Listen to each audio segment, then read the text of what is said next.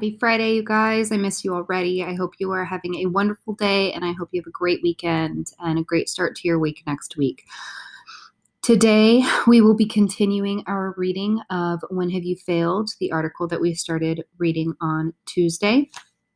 You can find the article in classwork, and it is under When Have You Failed. You will open it up. Go ahead and pause the video now and open the article so you have it in front of you. All right, now that you have the article in front of you, you'll notice that there are some changes that have been made. All of the terms have been predefined, and I have added section titles. So there's 6 sections in total, and you will be summarizing each of those 6 sections in the table beneath each section. The way that you'll summarize is simply read the section of text and then think to yourself what is being said here, and you will write one single sentence to tell me what is being said. So let's practice with section 1. The belief that failure is good for you is trendy, writes our student council member Julia Hubner. Failure in schools is the new project-based learning. It's glittery and innovative and very elite. Describing a failure and what you learn from it can be a ticket to a prestigious university. Stories of failure have to be important enough to have an influence, but of course not serious enough to actually affect college admissions prospects. She asks, apologizing for how collegey it sounds, do you think failure is important to success? When have you failed, and who did you fail? If you could go back and do it again, would you correct your mistake before you made it? Now I'm going to pause, and I'm going to think to myself, what did I just read? Well, I read about how failure can be a positive experience so long as you learn something from it. So I'm going to write that. Failure can be a positive experience so long as you learn something from it. Ooh, and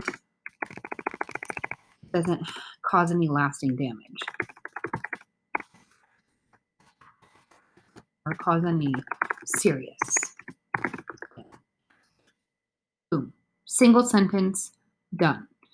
Does yours have to be exactly like mine? No. You might use some different words. Is the gist going to be the same? Probably, because we're both reading the same section of text. Go ahead, pause the video now, read section 2, and write a 1-sentence summary for section 2. All right, now that you've done it, let's do it together. And I can show you what I would write, and you can check and see if you got it right or not. In The Art of Falling Upward, Kate Lose writes, in the startup world, failure is in. No sooner has an entrepreneur failed at a venture in Silicon Valley than he takes to the web, frequently to blogging sites like Medium, which hosts a continuous stream of essays on the topic, or to the stage at industry conferences like FailCon to narrate the failure and growth he experienced as a result. Okay, so what this is telling me is that people who take risks in business, because that's what an entrepreneur is, often use failure to share lessons. Okay, so people who take risks in business often share their failures to teach others the lessons they learned, the lessons they learned. Not perfect, but it's something. And that's what I'm looking for you to do. I want you to get a single sentence for each of the sections.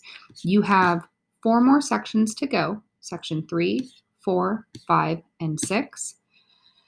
Go ahead and pause the video now and go through section 3, 4, 5, and 6 on your own.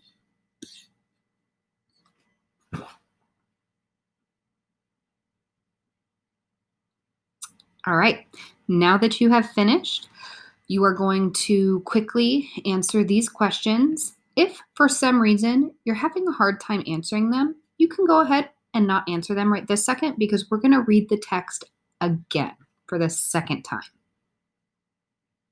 If you would like to answer these questions right now, please pause the video. If not, please continue the video. All right, guys. So this time when we read the text, we are going to read for questions that we have, read for things that are important, read for things that we like, read for things that we don't know, and read for things that are new to us. So again, you are going to use these text codes. So for example, I read, "The belief that failure is good for you is trendy."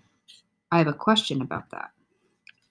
Why would failure be a good thing? Question mark.